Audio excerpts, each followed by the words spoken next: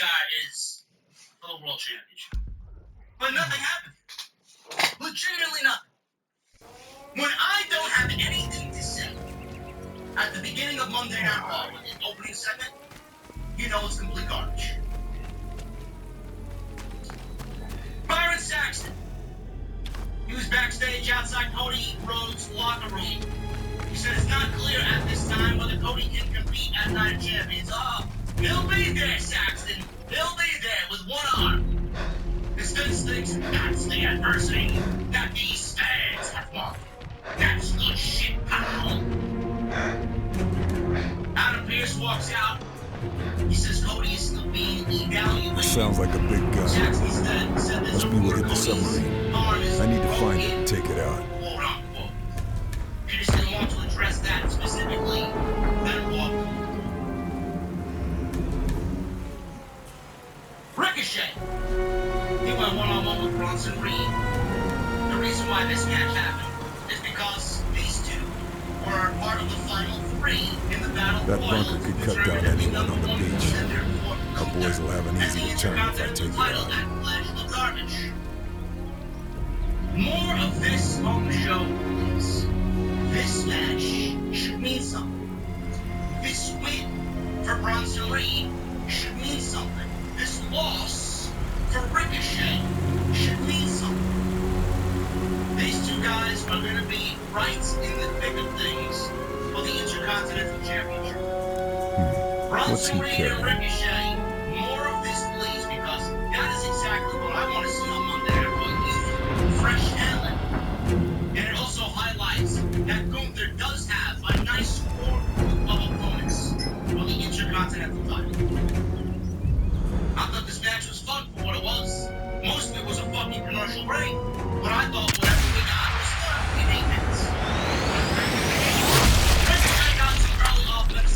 Reed ran over him with a big body block, and then he followed with a big massive elbow. And then he does the shoulder tackle off the apron while Ricochet was on the outside. He did that big shoulder running tackle off the apron, and Ricochet sells the shit out of it. After a commercial break, Ricochet tried to fight back. He made his way out of the little vertical suplex by Bronson Reed. He ran right into some offense to Reed, right into a Samoan drop. Reed goes for cover, he goes for two. Ricochet came back with some kicks. He was working on the legs, trying to cut the big man down. It's a Lionsault. Reed was barely phased by the Lionsault. Reed tried for another tackle off the apron, but Ricochet caught him with a jumping knee strike right to the face. Ricochet then tried a springboard move. Reed stripped him up, hit a power slam. He climbed the top rope. Big tsunami crushes Ricochet. 1, 2, 3. And it's Bronson Reed wins clean over Rick O'Shea. I don't know what they have to do with Bronson Reed. I don't know what they need to do as far as vignettes and getting over and building some sort of character or personality around him. I don't know. He comes out and it's fucking crickets. He comes out and it's turning with dead silence. The crowd woke up at the end of the match, the last minute or so, because the Tsunami's a very impressive move. It's fucking devastating. It is very difficult for fans to not pop for that man, because Bronson Reed is 350 pounds and he's jumping off the top rope. It's crushing every bone in your body with that move. It is a very impressive move to look at. But outside that, Bronson Reed is never going to survive on a Vince creative team. A Vince-written creative Raw is never going to be able to survive. If he's got 7 minutes of fucking crickets and then 1 minute for people popping for his finish. It's a disgrace. It's a disgrace. And this is becoming more and more and more of a problem. It happened with the ladies. It happened with Candice LeRae. And it happened with Zoe Stark. J.D. McDonough was supposed to debut tonight as singles match. He got written off the show. Goes to show you who wrote the show. J.D. McDonough had something going on with Dolph Ziggler last week. Brock Lesnar. Dolph Ziggler last week. Nothing else to He find. walked out of the building with Finn Balor looking over the parking lot as J.D. McDonough walked away. You think we got any continuation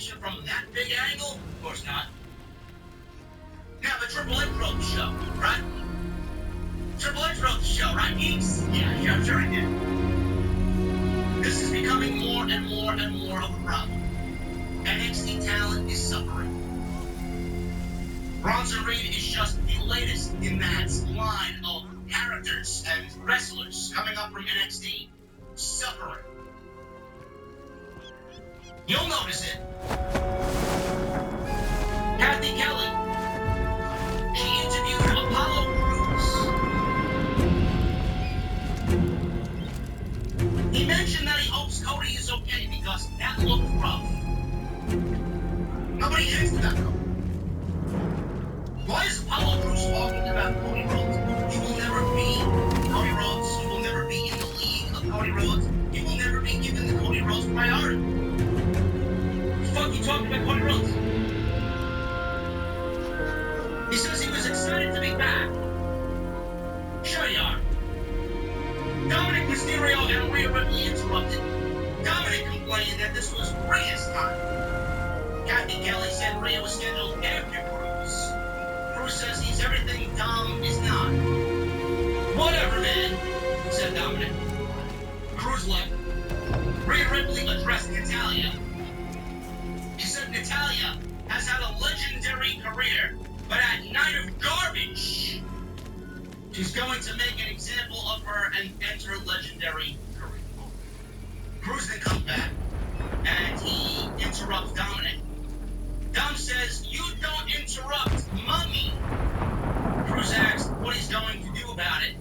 Rhea says he'll show Crews who runs Raw. Crews said, "I can't wait to see him try."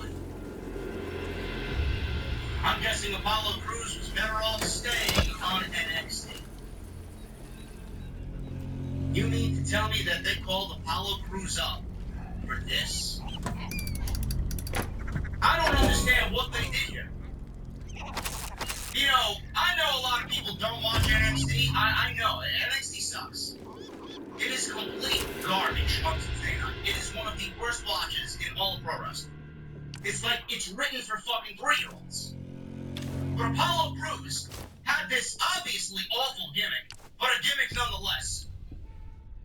He goes down to NXT. He has this superhero-like gimmick where he's got this spidey sense, and he's writing in his journal. He's like a comic book character come to life on NXT. And then he gets brought up to Monday Night Raw, and it's right back to jobber Apollo Crews. So what did we bring him down to NXT for? To rework himself? Why did we bring him down to NXT to come up with a new gimmick and give him some sort of character and some sort of personality, only for them to call him back up and go right back to what killed him in the first place? Smiley Apollo Crews. Am I wrong? Because I'd love for somebody to tell me when I am telling lies. What is? Who is Apollo Crews? I don't know. Next week you'll see him speaking in his fucking accent that he had with Commander Aziz. His Nigerian accent. He'll have the fucking wand and the staff, and he'll have the fucking getup, and he'll have a new bodyguard. Oh, that's what I remember him as, pal. That shit sucks. Don't know why he called him up. Is Apollo Crews needed on Monday Night Raw? Is he going to somehow compete for the Intercontinental title? Give me a break. This guy's a waste of fucking roster space. That's not Can't stay here. They'll find me. We got another sit-down interview segment. Seth Rollins and Kane. This is part 3 of the sit-down segment. Rollins said this is his chance for the new World Heavyweight title. Second place. Hey, look. He wants to do the world title the right way. Bray asks what Seth thinks about Roman's reign. Let's go. Seth took off his sunglasses. He looked all serious, took a deep breath and said, "I love Roman Reigns, but I don't like Roman Reigns." He said the person he has become and the champion he has become, he doesn't respect. I just think he's been poisoned by his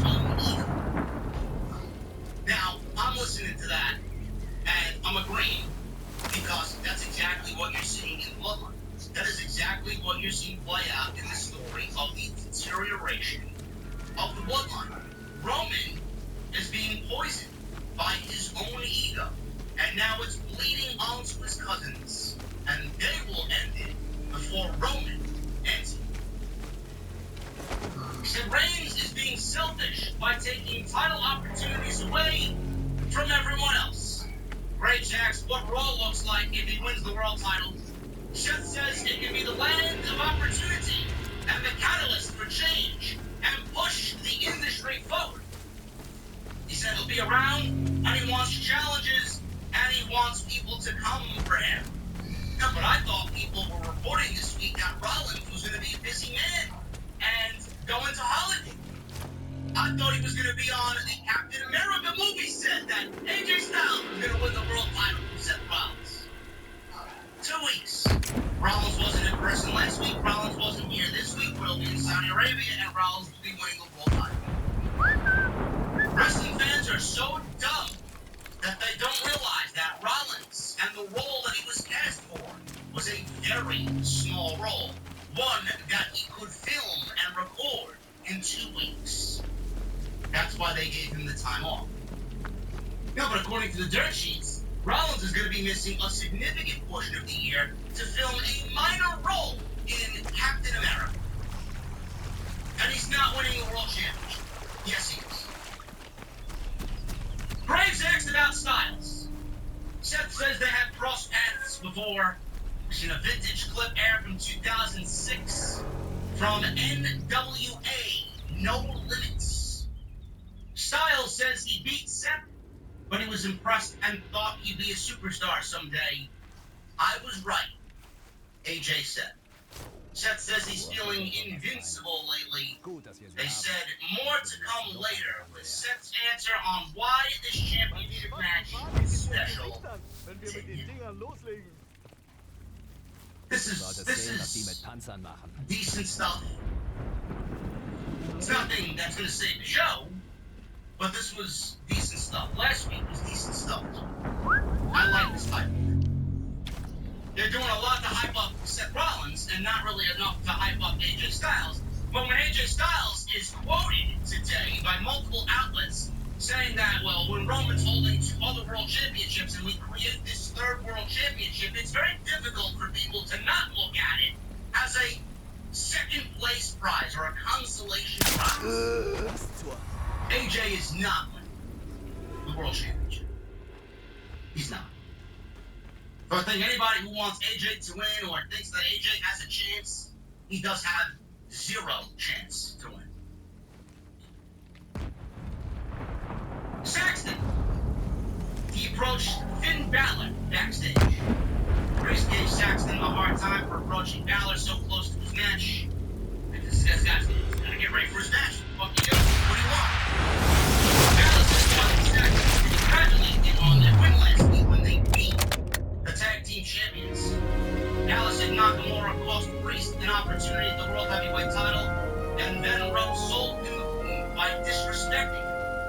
He said he'll make Nakamura pay tonight. Great, the match means nothing. The match means nothing. It's time to move. We got a nice vignette. This should have aired, I don't know, 2 weeks ago. This should have aired when she got pulled for our up boys from in the NXT sky. the night of the draft, or at least the following week. A vignette aired on Zoe Stark, showing her on a motorcycle as she talked about being clear, calculated, and vicious. You're not going to like me, but she vowed to tear apart and expose the weakness of all of your favorite wrestlers on Monday night. The time of heroes is over. The Zoe Stark era begins. Zoe Stark went one-on-one with Candice LeRae. They gave Zoe Stark, who needs in-ring time to get over, who needs time in front of the camera to get over and in front of the main roster casual audience. They gave Zoe Stark and Candice LeRae 3 minutes. No, but please continue to tell me that Triple H is booking Monday Night Raw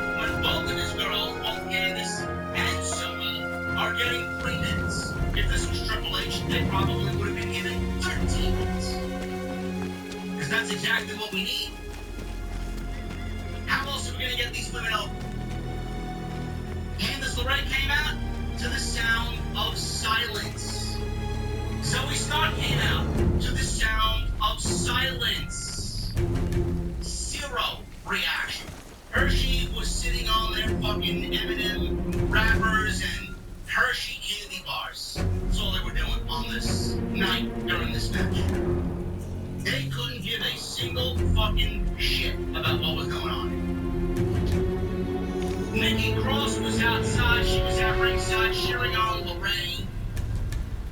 LeRae was making a comeback. She landed a big dive onto Zoe at ringside. Nikki then went over and hooked LeRae, which left her open for attack. She had taken her eyes off of Zoe. Stark then threw LeRae into the ring where she finished her with her modified GTS, which she calls the Z360 for the 1-2. I don't know how you look at this and not work. You know what I look at when I see this? I see Vince and Bruce not giving a shit about women's wrestling. I see WWE calling up women and bringing back women that they have absolutely zero desire to use. You want to know why the women's division is scaling? It's because women like Zoe Stark and Candice LeRae are getting 3 fucking minutes on TV. Yet I gotta sit here and listen to Becky Lynch and Trish Stratus absolutely take a fucking steaming dump for 10 minutes for a worthless contract signing that did nothing to enhance their match on Saturday afternoon.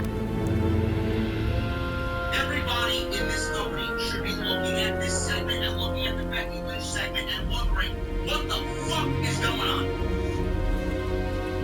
I gotta sit here and think at WWE. I gotta sit here and think and hear and listen to people regurgitate bullshit that WWE appreciates women's wrestling, yet they don't have a single fucking clue on how to get anybody over. They don't have any fucking desire to get any of these women over. If you are not Becky, if you are not Trish, if you're not Rhea, if you're not Bianca, if you're not Charlotte, then you don't fucking matter. That is the fact of the matter. Please tell me when I am speaking lies. You cannot. You cannot. Everybody else is insignificant. This is a problem. Zoe got a fucking vignette before she went out to go wrestle Candice LeRae. Where was this vignette? 3 weeks ago. It is May 23rd. Now, why did this vignette air the following week after the credit? Why haven't more vignettes aired on telling people who Zoe Stark is? Giving her a glimpse into her personality, giving fans a glimpse into what she's about. Zero. We got it in the 11th hour right before she had her match with Candice LeRae. Like how she did anything in Zoe Stark. I don't know how you guys feel about these NXT balls. JD McDonough was supposed to be on the show tonight. He got written off the show. He's not even the only one that I'm concerned about. Zoe Stark, Candice LeRae, and everybody else that got pulled up from NXT. I don't know. I don't know. Grayson Waller, Cameron Grimes, and all these other guys that got it. Fucking AC Catanzaro and Katie Carter and Isla Dawn and Alba Fire, and all these women that got pulled up. All these men and women that got pulled up. Every Pretty Deadly, zero reaction. Zero reaction. Got zero reaction on Friday night. Grayson Waller got barely any reaction from the Grayson Waller effect on Friday night. Cameron Grimes got zero reaction. We haven't even seen AC Catanzaro and Katie Carter yet, and they got pulled up from NXT. They pulled an NXT Women's Championship match from them to pull them up, and they haven't been used yet. Candice LeRae, no reaction. Zoe Stark, no reaction. This is the fucking problem.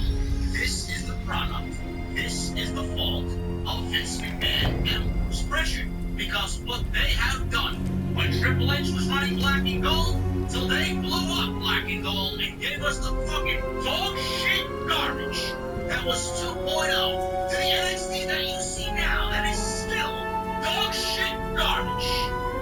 This is the product of WWE for years and years and years, neglecting the NXT brand, its performers, its men and women, and NXT as a whole. This is the product of Vince and Bruce neglecting everything and willing to kill what Triple H created to bring it to the main roster, and then it gets no reaction. They want me to fucking care about someone like Zoe Stark, yet you've done nothing but bury NXT for years. Then you want me to care about their call-up, and then when they show up on Monday Night Raw, they get zero fucking reaction. Who am I supposed to blame for that? What am I supposed to think when I see Zoe Stark get zero reaction, and a Grayson Waller, and a Cameron Grimes, and a Pretty Deadly get zero reaction? It's because you've made a mockery of NXT, and you basically told everybody with your actions that NXT doesn't mean shit. So why would the fans give a shit about who's on there when they get pulled up? People were watching NXT when it was Black and Gold. It was doing millions of views on the WWE Network. It was consistently the #1 rated show on all of the WWE Network by a fucking country mile. When NXT was moved to the USA Network, and when they blew up NXT for 2.0, how many of those people legitimately gave a shit about anybody that was on that show? Most of them stopped watching. They turned over a new leaf and have ushered in a new fan, a Gen Z fan, some fucking casual bullshit that doesn't know anything. I can take a dump in the middle of the ring and they'd be fucking chanting "Fight Forever" on Tuesday night. Zoe Stark and Candice LeRae deserve better than what they got here. And you know what? The sad thing is, it's not going to change. It's not going to change. Bobby D in the chat. Pretty Deadly? He says they're pretty dead. It's exactly what they're going to be. Probably why. All of these NXT talents are going to be a flop. And then when the budget cuts come, and people are not over, and Vince deems them expendable, then they will be the first to be fired. Mark my words. No, but Triple H is running the show. Triple H is running the show. Zoe Stark is the fucking prized woman in that division. Triple H and Shawn Michaels fucking rave about her for years. She gets called up to the main roster and wrestles Candice LeRae, maybe one of the best female professional wrestlers in all of wrestling. And they go 3 minutes. 3 minutes. What do you accomplish by wrestling for 3 fucking minutes? What? Vince gets off. Ha ha ha. I don't like these women. They're not over. They're plain and boring. Get them out.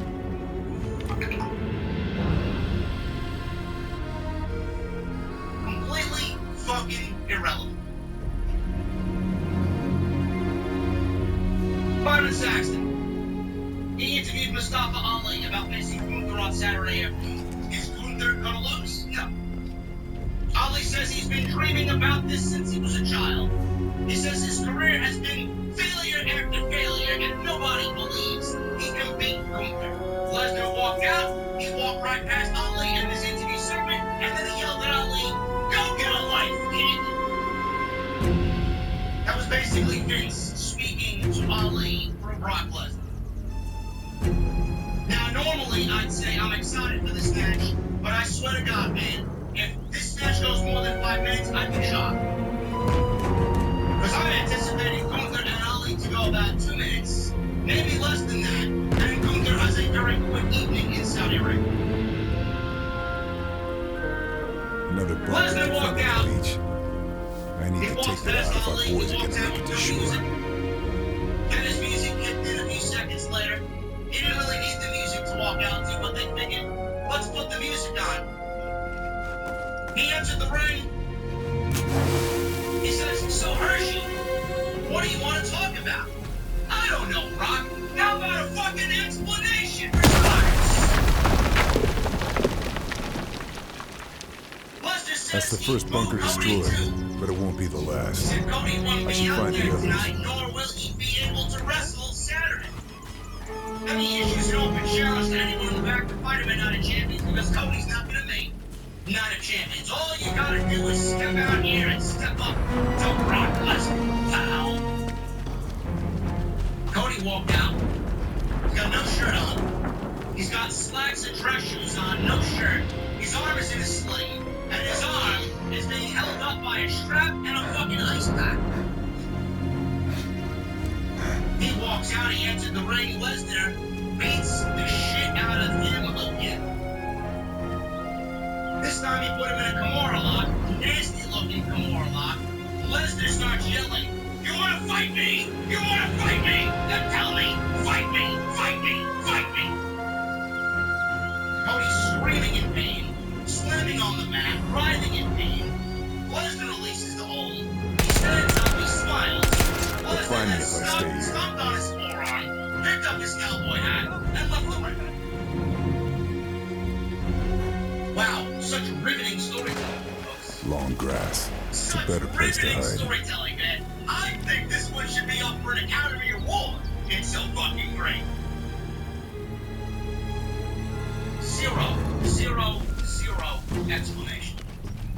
Not a single droplet, not a single inkling of an explanation. No, but it's you, they don't need an explanation. I'm sorry. What shows do you watch where you get no explanation? I don't know. Fucking ridiculous. Cody looks like a fucking geek. I'm supposed to believe in superhero Cody Rhodes. Oh my god! Cody is so valiant. Cody is so heroic. He's got balls of steel. He's got big grapefruits. How? Resistance radio and a biscuit tin. Goes Pretty out sneaky, there, he already boys. got fucking Good work. almost murdered in the opening of the show. It goes out there and asks basically for Brock. This was basically Cody going out there asking Brock, "Hey Brock, please kick my ass again. Hey Brock, please, destroy me again This'll come in within an very inch of my useful. life." That was Cody Rhodes. I don't know who's looking at this thinking that Cody's valiant, that Cody is trying to overcome adversity with heroics. I didn't ask this. This is not the adversity that I asked for. This is all Vince McMahon. Vince McMahon's booking this shit on a higher level. More like a fucking second grade level. There's no fucking explanation. Week after week after week after week, we've been subjected to fucking complete garbage as far as Cody Rhodes and Brock Lesnar. Nothing about this is interesting. The match in Puerto Rico fucking sucked. It went 8 minutes, 9 minutes. It was fucking disappointing as fuck for Cody Rhodes. Now they're gonna do it again in Saudi Arabia. And what's gonna be the outcome? Brock is either gonna lose and then beat the shit out of Cody Rhodes and then demand another match at SummerSlam, or Cody is gonna fucking lose, right? And he's gonna claim that Brock unfairly beat him up and he wants a one-on-one match under his specifications. Either way, Brock wins or Cody wins. We're getting a third match. I told you this from the get-go. I knew Vince was gonna do it. This is exactly where we're headed. You think this shit is gonna end in Saudi Arabia? You got another thing fucking coming. If you think that this is it and then Cody's gonna go challenge Roman Reigns for the fucking championship, you got another thing coming. This shit is gonna last all the way up until Detroit.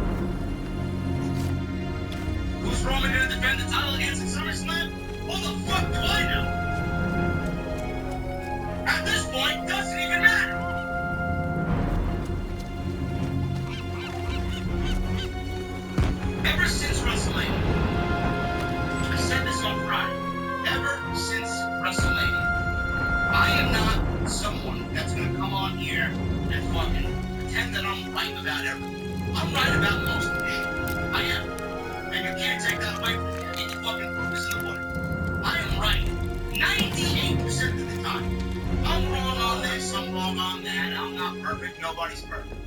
But I will sit here. When I am wrong, I will tell you.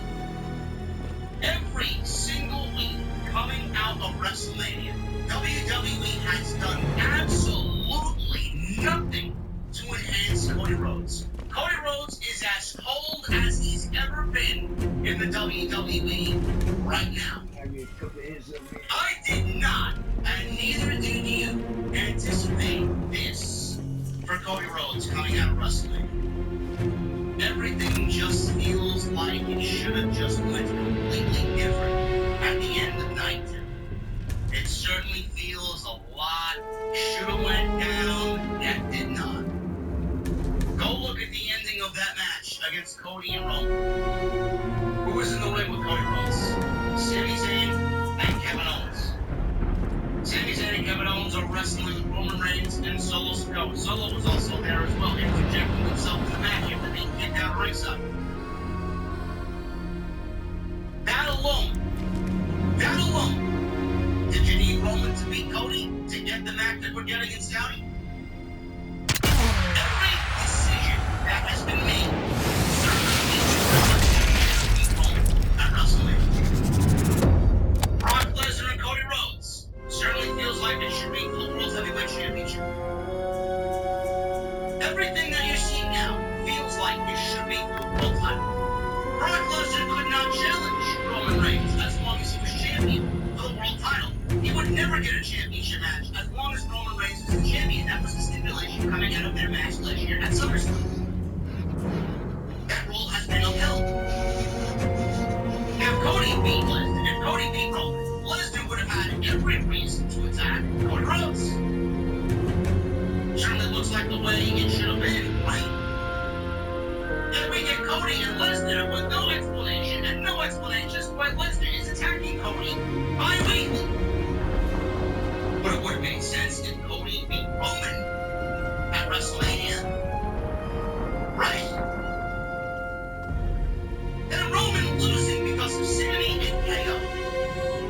That would have been more than enough to give us the match we're getting on Saturday night with Roman and Solo against Sami and KO. Does this match on Saturday night need the Undisputed World Heavyweight Championship? No, it does not. No, it does not. With Cody and Brock tied up in their feud, Roman and the Usos would have lost everything at WrestleMania, and Roman would have blamed the Usos for the downfall of the bloodline, and it would have made a lot more sense if he had no championships at Night of Champions, and then opted to wrestle for the tag team titles to prove to a point that the Usos were to blame for everything. You lost my title, I'm going to show you that I'm going to win back, and then I'm going to go get Cody. And when I get my championships back, the ones that you lost, I'm going to take back my championship from Cody, and I'm going to show you how I'm doing in the bloodline. It just makes as if everything that we got at WrestleMania, it shouldn't have happened. It shouldn't have happened. Every single fucking week that passes, I have sat here and explained to you guys that Cody needed it first. There are reasons why I didn't think he should have won the championship. But if you gave me an outlook on what we were going to get after WrestleMania, and you presented me what we're getting now, and I had a choice between what we're getting now and Cody beating Roman at WrestleMania, I would have 10 out of 10 taken Cody beating Roman at WrestleMania. Now we're stuck. Now we're stuck. Now we're stuck with Roman and the World Championships, more than likely to WrestleMania next year. Now we're stuck with Lesnar and Cody till SummerSlam, and we're stuck with zero fucking passion in anything that's going on, and we're getting rehash and rehash and rehash. Sami Zayn and Kevin Owens against Look. Maybe Cody should have beat Roman at WrestleMania. More and more and more, I'm starting to think that I should take back what I said. Because WWE television is suffering big time because of that one decision.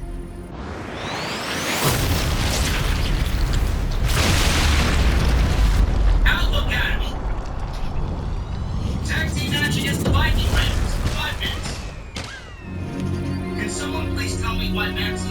Theory is out there as now the valet for Alpha Academy, and there's no Maximum Male models in sight. She's not recruiting Otis for the Maximum Male models. She's not recruiting Gable for the Maximum Male models. There's nothing as far as Maxine making fun of Chad Gable. They were all like one big family. Where did Maxine Dupree? Where did Maxine Dupree leave the Maximum Male models? Where? Did it happen on Main Event? Did it happen on Raw Talk? Did it happen on fucking The Fun? Where? This wasn't shown on Monday night. This wasn't explained on Monday night. I don't know. Otis and Gable win in 5 minutes. Gable hot tagged Otis in after being beaten down by the Viking Raiders. Otis went on the attack. He did the caterpillar on Eric. Gable tagged back in, went after Ivar. Did a back suplex attempt. Eric blocked it, tagged in, caught Gable with the knee-lit. Maxine and Valhalla on the outside. They were exchanging words. Valhalla chased Maxine away. Gable then recovered and escaped a double-team move from the Viking Raiders. Then rolled up Eric for the win. After the match was over, they all celebrated in the aisle. Can someone please tell me where this pairing all of a sudden came about? Logic gap after logic gap after logic gap. Now the Outlook Academy of faces. Yeah, I guess so. I guess so. Another match that meant jack shit on Monday. Saxton stood outside Cody's locker room. Adam Pearce stormed past him. Cody pushed Pearce out of the way and said, "There's nothing to talk about. Get out of here." Cody yelled and slammed. Shinsuke Nakamura. He went one-on-one with Finn Balor. This went 12 minutes. Probably the best wrestling match on the entire night. This match also meant nothing. The winner of this match, what happens? There's a winner and a loser, and then there's no follow-up. With Finn Balor and Shinsuke Nakamura. Balor took control. So many bodies you can fit in that Nakamura box. behind the referee's back. Nakamura started to fight back. And he hit a sliding German suplex and started to taunt Damian Priest. He set up for a Kinshasa, but Balor dropped him with a double foot stomp. Nakamura avoided a coup de grace, and he followed with a kick to the head. Priest pulled Balor out of the ring, so Nakamura attacked Priest and clotheslined him into the timekeeper's area. Nakamura had his back turned.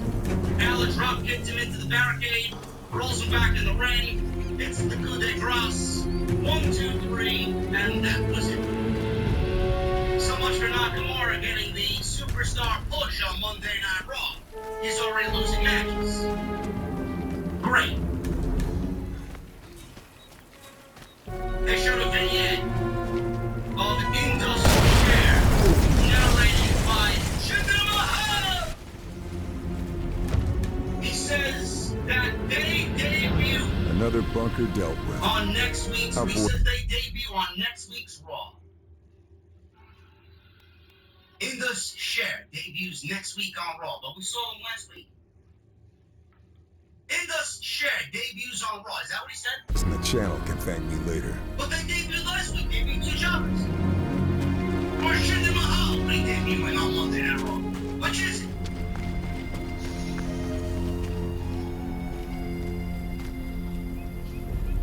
Raquel Rodriguez. Rodriguez Gonzalez. One-on-one with That's all. Sonya Deville. 2 minutes. Wow, man, I'm supposed to care about the women's tag team title match, right? Women's tag team title match, 2 minutes. Raquel wins with the Tejana bump. 2 minutes. Afterwards, Chelsea Green attacked Rodriguez. Green ran out for the save. Or not Green, Shotzi. Shotzi ran out for the save. And I guess she'll be teaming with Raquel next week for the tag team titles. Shotzi dove under Rodriguez's legs with a tope and tackled both DeVille and Green out to the floor. That looked pretty cool.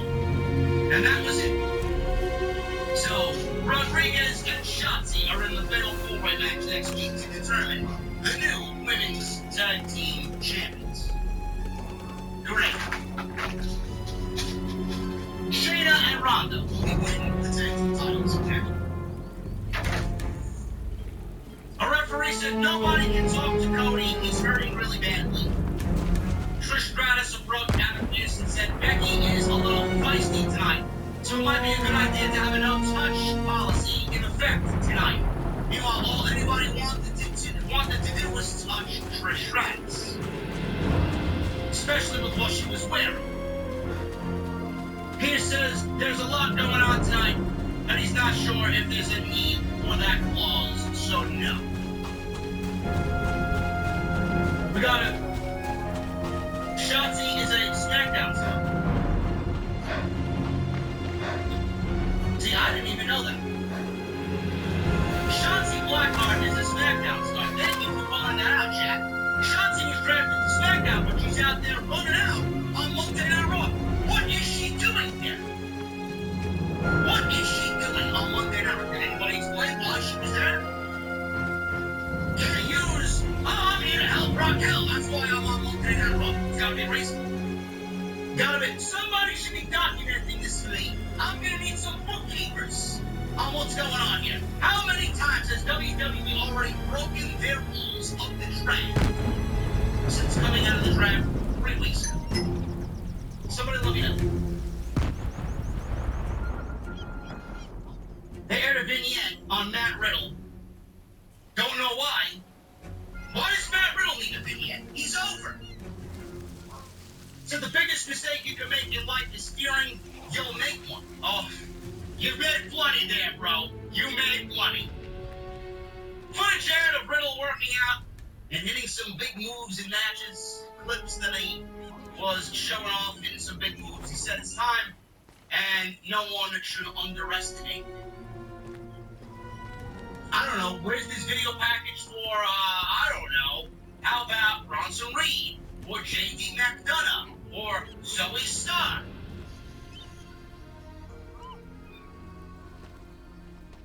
Becky Lynch made her way out to the ring. Oh joy, oh joy.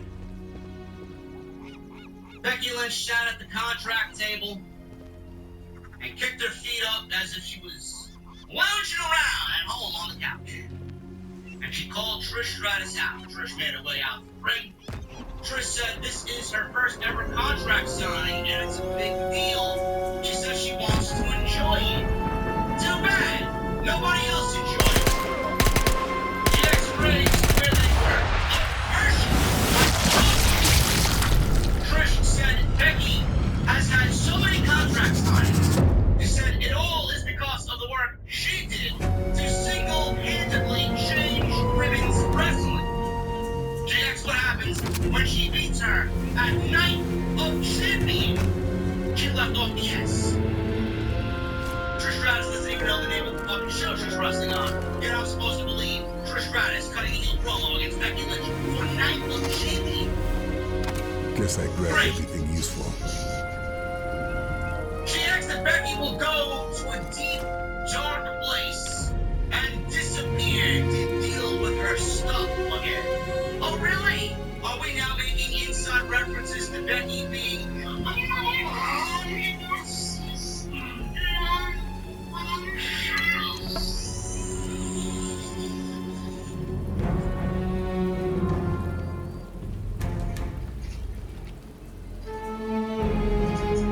She said she is her own worst enemy. She said she'll sign The last bunker in the area. Once it's gone, we'll have a clear run at the beaches. She said it's ironic that this is her first contract signing and it'll be Becky's last contract signing. She shoved it in Becky's face. Becky Lynch is scared, aren't you, Trish? She said she saw Trish X with a no-touch rule earlier. She said she's also scared that history will forget her. I wish I could forget this fucking promo. Never mind forget Trish Stratus. She said the fans remember her as being better than she is. But she's even better than she thinks she is. She said she doesn't need to worry about why she was gone, but rather concern herself with the fact that she's back. She thanked Trish for being everything she hopes she never becomes. You're vapid. I'm passion, she said. You're trashy. I'm soul, heart, and fashion. You're cold. I'm hot. I'm in. You're not. She said she can stab people in the back, whereas she'll punch her in the face every single time. She says that's why she can look herself in the mirror. She said she isn't perfect, but she can carry on regardless. She said she's had a career that Trish could only dream of. She said if barking like a dog is embarrassing, just wait until I whip your ass at Night of Champions. Welcome to the big time, bitch. Woof, woof. Trish again got angry, hit over the table in front of Becky, and left the room.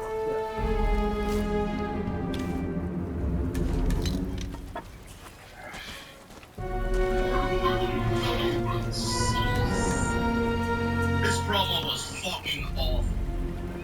Awful. Woof, woof, woof.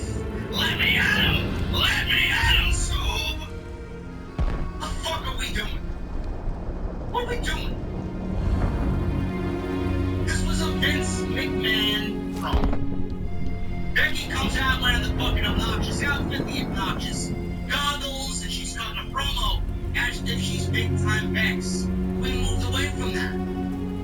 The first thing Triple H did with Becky Lynch was make her a babyface again and get rid of the fucking ridiculous persona that she was leading on. Now all of a sudden the glasses are back, the outlandish outfits are back, big time Bex is back, the nauseating promos are back. I mean, holy fucking shit. If you don't think that Vince is in charge, open your fucking eyes! This is the most important women's program in the entire company. That in itself is a fucking problem. Nobody has a problem. Think about this. Becky Lynch and Trish Stratus is the most important women's storyline in all of WWE right now. Meanwhile, Rhea Ripley, who's the most popular Stephen women's wrestler, Beckendorf, is the butcher getting of the local mentality resistance. at Night of You're Champions. on my list, Nick. How does that make any sense? Why is there such a fucking discrepancy in both of these matches? I don't know who answered Trish Stratus on TV. She can't cut a promo. She's not believable in anything she does. She's not a believable heel. She sucks as a heel. Only thing that people want to see is Trish and her fucking cleavage every single week. That's all they give a fuck about. That's all I see on social media. You think Cody Rhodes and Brock Lesnar's gonna fucking go to SummerSlam? This is also going to blow into SummerSlam. They have nobody else to feud with Becky Lynch. Et désormais en vigueur. Pour votre sécurité, Rhea Ripley's gonna hold restez that à title l'intérieur de vos maisons jusqu'à ce que vos alliés allemands aient sécurisé la zone. Toute personne trouvée dans la rue peut être abattue en tant que membre de la résistance.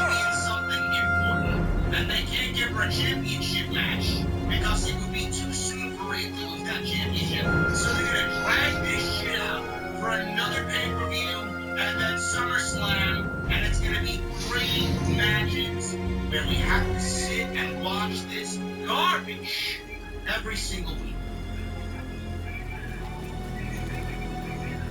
I don't know.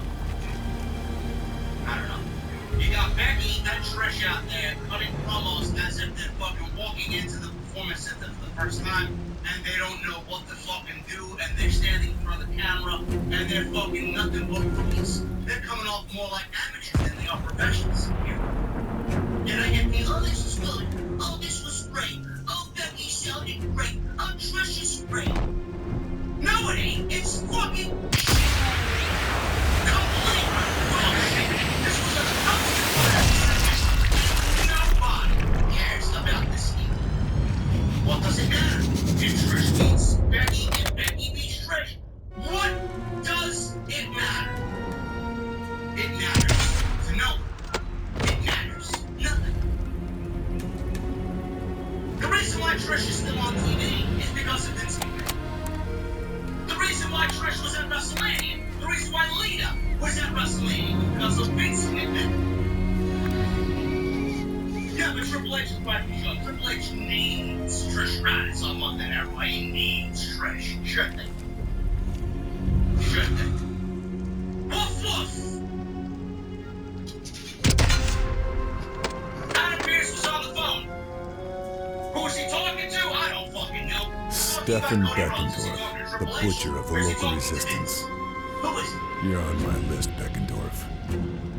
Says Cody keeps getting rid of any minute Damn it. personnel Almost trying out of to help ammo. him. Says that's why he's calling him, whoever it was on the phone. Maybe it was Triple H. We see Triple H at the end of the show. Maybe true. Saxton, backstage, asked Shotzi what motivated her to come to Rodriguez's aid earlier. She said she has a ton of respect for her. Rodriguez said she appears to have found protection on her. And Shotzi,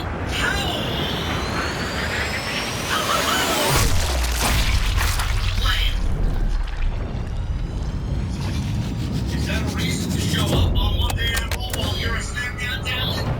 Then we get that explanation. Shotzi. Target neutralized. So long, Beckendorf. That's one less name on the kill list. He went one-on-one with Apollo Crews. Apollo Loser. Don't know why we called Apollo up. He's right back to being the same loser he was before he went back down to NXT. Don't really understand why Apollo's losing to Dominic, but here we are. Crews ducked to 619. He yanked Dominic from the ring from the outside. Ripley got in his face. And this distraction allowed Dom to yank Crews into the steel steps on the outside. Dominic distracted the referee while Ripley better shoved move. Crews into the ring post. Dom was ready to take the count that way, but Crews just barely beat the 10 count. As soon as Crews slid into the ring, Dominic hit a front splash right across Crews' back for the 1, 2, 3.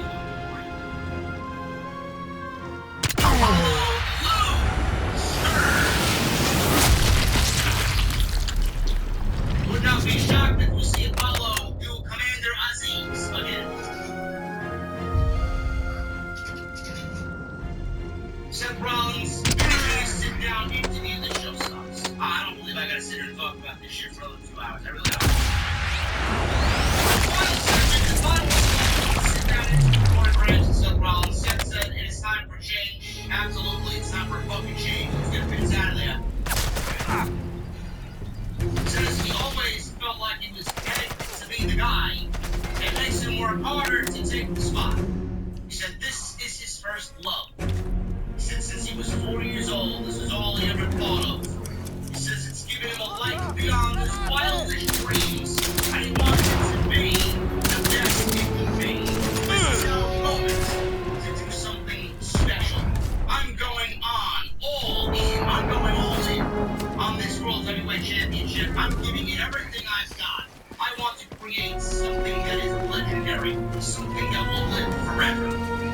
I'm the change you've been waiting for.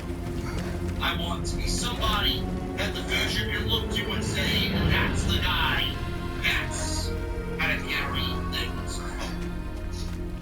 What is he running for fucking president? Holy shit. Does AJ even stand a chance? No. You know, you could make this sound all good and you could wrap this up into a big presidential-like campaign. The fact of the matter is, what AJ and Seth are fighting for is second place.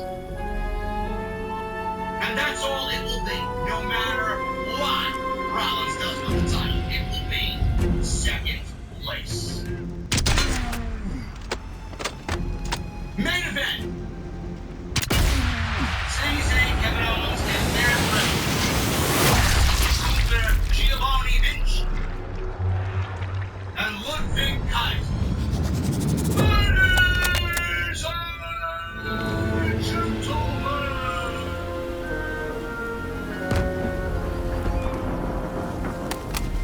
this grass to This match hide. went 15 minutes.